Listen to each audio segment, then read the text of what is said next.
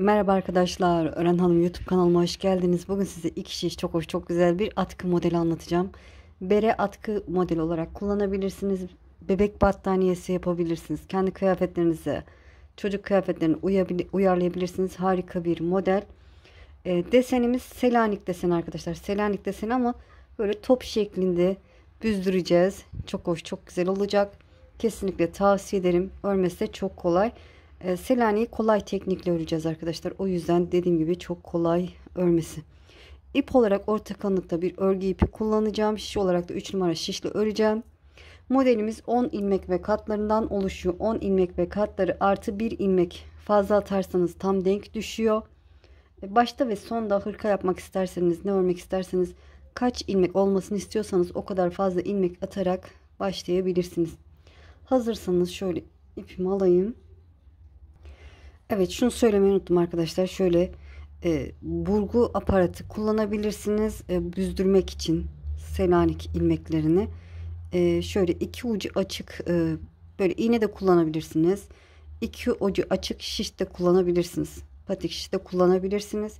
Yapınca da zaten anlayacaksınız. Çok kolay, çok pratik bir model. Evet, hadi bakalım başlayalım. Bismillahirrahmanirrahim. 3 desen için 31 ilmek atarak başlayalım. Evet, şişimize dediğim gibi 31 tane ilmek atalım. Sonrasını göstereceğim. Evet, şişime 31 tane ilmek attım. Şöyle çevirdim. İlk sıramız arka yüzde, biliyorsunuz. Şöyle ilk ilmeğimi düz olarak örüyorum. Kesinlikle aynı şekilde başlayın. İlk ilmeğimi düz başladım. İkinci ilmeğimi ters örüyorum. Bir düz, bir ters. Selanik deseninin zeminini oluşturuyoruz. Bir düz, bir ters.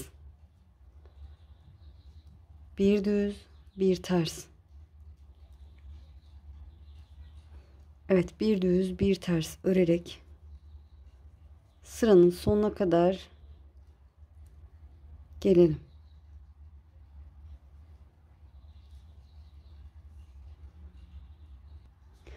Evet, sıranın sonuna geldim. Son iki ilmeğim kaldı. En son düz ördüm. Sıradaki ilmeğimi ters örüyorum. Son ilmeğimi de düz örüp sıramı tamamladım. Çevirdim. Ön yüzdeyiz. İpimiz bu taraftaysa ön yüzdeyiz. Başlangıç ipimiz.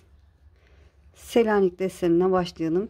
İpi kendime doğru aldım. İlk ilmeği örmeden sağ şişimi alıyorum. Dediğim gibi kolay Selanik deseni işleyeceğiz. Modeli yapacağız. Şöyle düz ilmeklerin yuvasına değil de bir alt sıraya bakın. Bir alt sıradaki boşluğa batarak düz örüyoruz. Tersleri normal şekilde örüyoruz. Düzleri buraya değil, bir alt yuvaya, bir alttaki sıraya batarak düz örüyorum. Tersleri normal örüyorum. Düzleri buraya değil, bir alt sıraya, bakın buraya batarak düz örüyorum. Bir ters, düzleri alt yuvaya batarak düz örüyorum. Bir ters. Gerçek Selanik ama kolay tekniği arkadaşlar. Düzleri bir alt yuvaya batarak düz örüyorum. Bir ters, bir düz, bir ters, alt yuvaya batarak düz örüyorum. Bir ters, alt yuvaya batarak düz örüyorum. Evet, tersleri normal, düzleri bu şekilde alt yuvaya batarak örüyorum.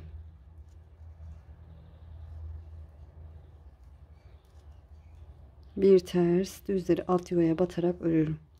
Şöyle az kaldı zaten, sırayı beraber tamamlayalım. Bir ters, bir düz, bir ters, düzleri alt yuvaya batarak öreceğiz. Son kenar ilmeğimi de düz örüp sıramı tamamladım. Çevirdim. Arka yüzdeyim. Yine arka yüzde de aynı şekilde öreceğim. İpimi kendime doğru aldım. İlk ilmeği örmeden sağ şişimi alıyorum. Ne yapıyorduk? Tersini normal şekilde örüyorduk. Düzleri de bir alt yuvaya, bakın burada. Buraya değil, bir alt sıraya. Şöyle şuraya batarak düz örüyorum. Tersleri normal şekilde, düzleri de alt sıradaki boşluğa, şöyle görünüyor mu? Buraya batarak örüyorum. Bir ters, düzleri alt yuvaya batarak örüyorum. Bir ters, düzü alt yuvaya batarak örüyorum. Selanik desenimiz bu şekilde oluşuyor. Böyle 6 sıra Selanik oluşana kadar bu şekilde ön yüzden de bu şekilde, arka yüzden de bu şekilde öreceğiz. Sonra ilmeklerimizi büzdüreceğiz. Düzleri alt yuvaya batarak.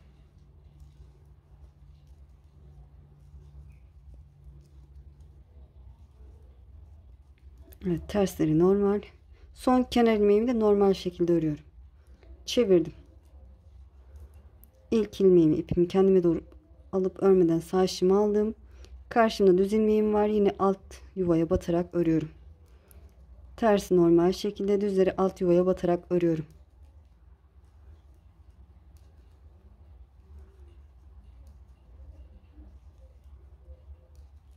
Evet. 6 sıra Selanik olana kadar örelim. Ben kaç sıra ördüğümüzü birazdan size göstereceğim, nasıl sayacağımızı. Evet, 6 sıra Selanik ördüm. 6 sıra ördüğümü nasıl anlıyorum onu size şöyle göstereyim, bakın. Şöyle örgümü esnetiyorum. Bu ters sıralarını sayıyorum yine, bakın. 1 2 3 4 5 ve 6. Buradan anlıyorum. Düzlerde bakın 1 2 3 4 5 tane görünüyor. Evet, şimdi ilk ilmeğimi örmeden sağ şişimi aldım. Şöyle esnetip de bırakabilirsiniz ama şöyle sağ şişinizde bu şekilde de bırakabilirsiniz. Şöyle burgu aparatımı alıyorum. Selanik deseni yaparken bir alt sıraya batıyorduk. O yüzden alt sıraya batarak ilmeklerimi bu aparata alıyorum. Bakın, düz ilmeklerde alt sıraya batarak alıyorum. Böyle 2 ilmek şeklinde dönüşüyor, bakın. 1 9 ilmeğimi bunu alacağım. Ters ilmeğimi normal şekilde alıyorum. 2 düz ilmeğimi bir alt yuvaya batarak alıyorum. 3 ters ilmeğimi normal şekilde. 4 düz ilmeğimi bir alt yuvaya batarak alıyorum. 5 6 7 8 düz ilmeklerimizi bir alt yuvaya batarak alıyoruz. 9 tane ilmeğimi aparatımı aldım. Şöyle öne doğru çekiyorum. Şöyle şu şekilde. Şöyle bakın. Bir ilmek örmüştük. İpim arkadan şöyle sıkıştırarak şöyle bakın. Bu şişin altından geçiyorum. Aparatın altından geçtim. Şöyle aparatım, bakın. Buradan da altından geçiyorum. İyice sıkı yapıyorum, bakın. İyice sıkı yapıyorum. Tekrar aparatın bu taraftan altından geçiyorum. 9 ilmeğimizi sıkıştırıyoruz. Tekrar geldim. Bu taraftan da altından geçirdim. 2 oldu. Geçtim. Bu taraftan alttan tekrar buradan geçtim. 3 defa sarmış olduk. 3 defa sardıktan sonra yine bu ilmeklerimi öreceğim. Evet, düzler 2 ilmek olmuştu, hatırlarsanız. Onları 2 ilmek şeklinde düz olarak öreceğiz. Şöyle biraz çok sıkı yapmışım. Alta doğru girip şöyle 2 ilmeğimi ayarlıyorum. 1 2. İkisini bir düz olarak örüyorum. Şöyle. Bir ilmeğimi ters örüyorum. 2 ilmeğimi düz örüyorum. Bir ilmek ters, şöyle. 2 ilmeği düz örüyorum. 2 ilmeğin ikisini bir düz örüyorum. Bir ilmek ters, 2 ilmeğin ikisini bir düz örüyorum. Bir ilmek ters, şöyle. 2 ilmeğin ikisini bir düz örüyorum. 9 ilmeğimi bu şekilde ördüm. Bakın. Şöyle şeklini aldı. Aparatımı bırakıyorum. Evet, ezan okudu, durdurmak zorunda kaldım. Böyle 9 ilmeğimizi büzdükten sonra, iple büzdükten sonra 11 ilmeğimizi örüyoruz. Şöyle bir ters, düz ilmeğimi yine alt yuvaya batarak örüyorum. 2, bir ters, düz ilmeği alt yuvaya batarak örüyorum. 4 oldu. 5, 6, 7, 8, 9, 10 ve 11. Evet, bakın. Büzdürdükten sonra 3, 6, 9, 10, 11 ilmeğimi ördüm. Şimdi işaretleyicimi alıyorum. İşaretleyici diyorum. Aparatımı alıyorum. Bunları yine büzdüreceğiz. Düzleri bir alt yuvaya batarak alıyorum. 1. Tersi normal şekilde aldım. 2. Düzleri alt yuvaya batarak aldım. 3, 4, 5, 6, 7, 8 ve düzümü yine alt yuvaya batarak aldım. 9. Son bir ilmeğim kaldı. Gördüğünüz gibi kenar ilmek. Şöyle. Yine bu şekilde tutuyorum.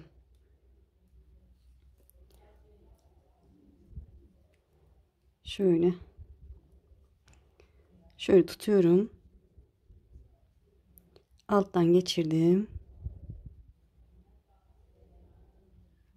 Bakın bu şekilde bir oldu. Tekrar bu taraftan aldım.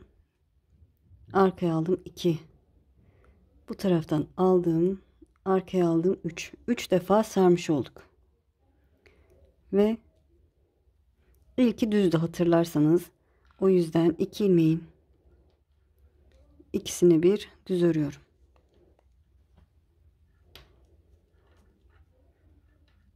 Sıradaki bir ilmeği ters örüyorum. Şöyle. Sıradaki 2 ilmeği düz örüyorum. Sıradaki bir ilmeği ters örüyorum. Sıradaki 2 ilmeği düz örüyorum. Sıradaki bir ilmeği ipimi öne alıp ters örüyorum. Sıradaki 2 ilmek düz.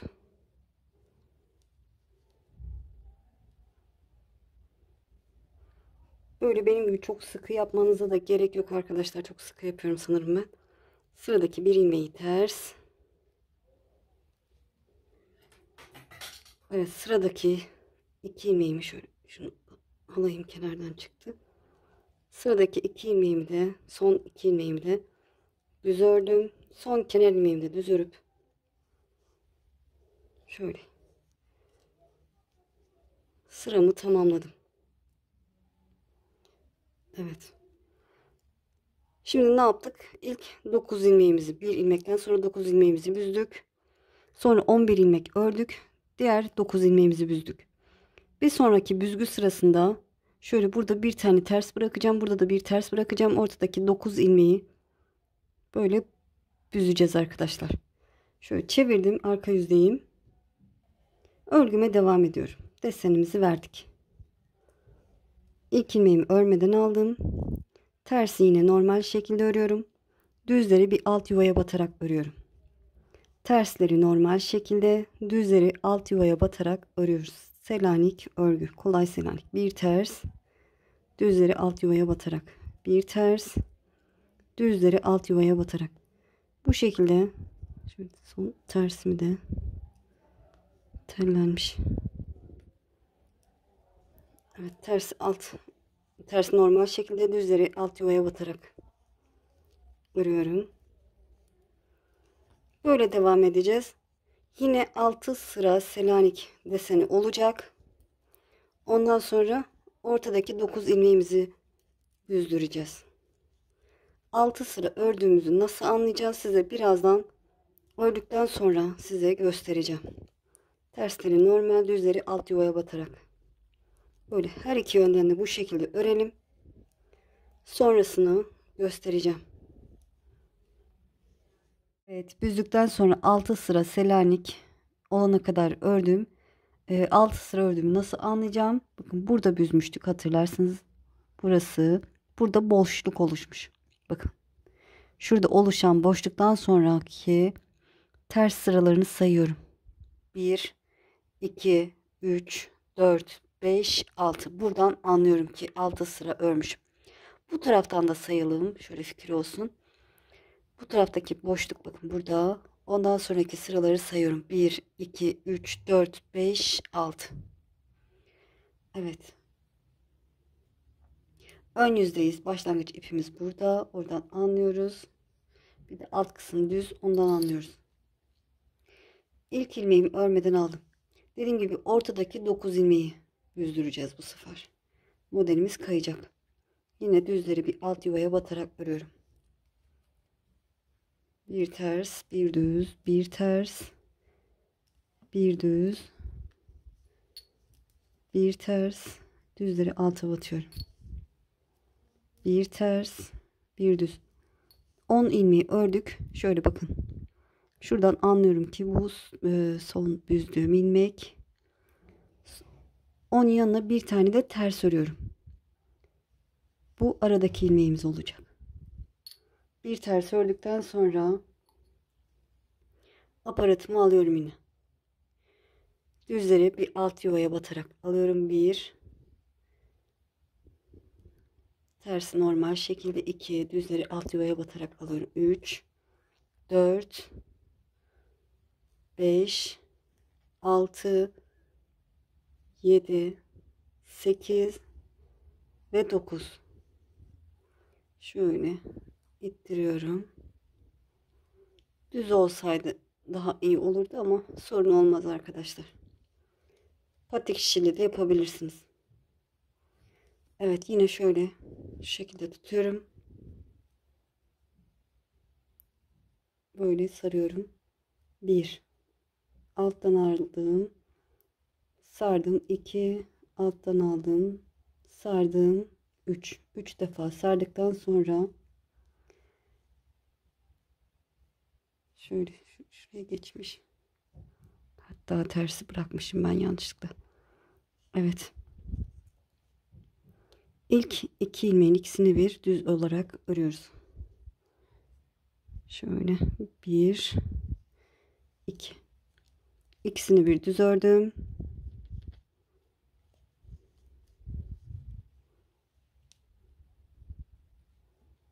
Sıradaki tek ilmeğimi ters örüyorum. Şöyle. Evet. Kamerayı biraz yukarı kaldırayım. Evet, sıradaki 2 ilmeği düz örüyorum. Şöyle. Sıradaki bir ilmeği ters. Bir ters bir düz şeklinde ilerliyoruz.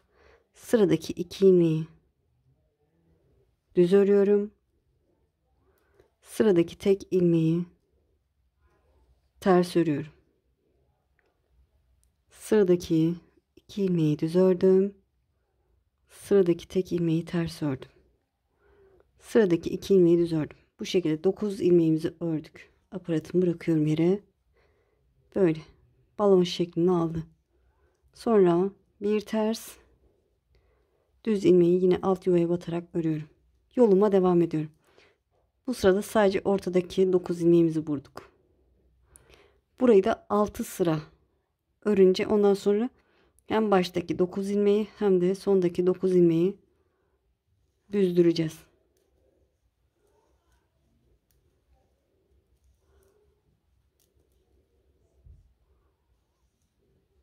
Ve son kenar ilmeğimi de düz ördüm. Sırayı tamamladım. Düzgümüzü yaptık. Dediğim gibi 6 sıra tekrar aynı şekilde örelim. 6 sıra ördükten sonra ilk büzgümüzü yaptığımız gibi bir ilmekten sonra 9 ilmeği aparatımızı alacağız. Düzleri alt yuvaya batıp alacağız. Sonra iple saracağız. O şekilde öreceğiz arkadaşlar. Artık bilirsiniz. Videoyu geriye de alabilirsiniz. O şekilde yapabilirsiniz. 6 sıra ördüğümüzü nasıl anlıyorduk? Şuradaki şimdi ne yapacağız? Bundan sonra nasıl sayacağız? Buradaki büzdüğümüz yerden sonraki sıraları sayacağız. 6 sıra ters olmuşsa yine büzgü yapacağız. Evet, modelim böyle.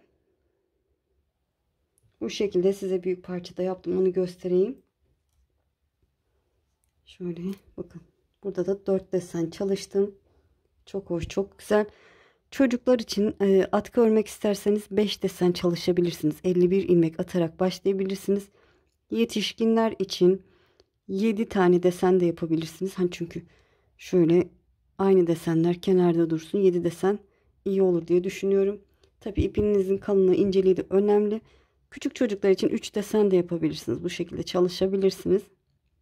Böyle daha ne olarak kullanılabilir? Yorumlarınızı bekliyorum arkadaşlar. Hangi amaçla kullanılır bu model?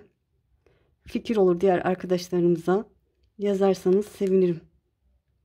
Böyle çok hoş, çok güzel. Ben çok beğendim. Muhteşem oldu. Evet, inşallah anlatımdan memnun kaldınız. Beni izleyerek yaptığınız için çok çok teşekkür ederim. Kanalıma abone değilseniz abone olursanız sevinirim. Videolarımı beğenip paylaşırsanız, yorum yaparsanız bana destek olmuş olursunuz. Eğer ki şimdi değil de ileride örmek isterseniz de kaydet butonuna basın. Kaydettiğiniz videolar arasında bulabilirsiniz. Sizi çok seviyorum. Kendinize iyi bakın. Allah'a emanet olun. Hoşça kalın.